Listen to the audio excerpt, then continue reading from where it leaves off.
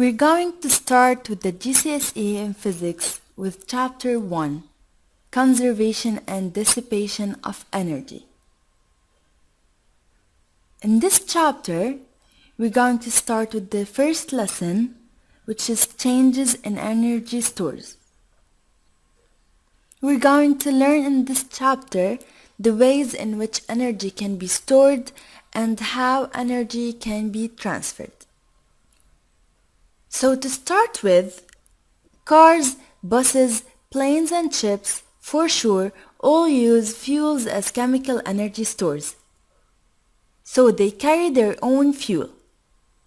While electric trains use energy transferred from fuel in power stations. So the electricity transfers energy from the power station to the train. And this is an example on how energy can be stored in different ways and can be transferred by heating, waves, and electric current, or when a force moves an object. Let's learn in the next video about some examples of energy stores and how they are transferred.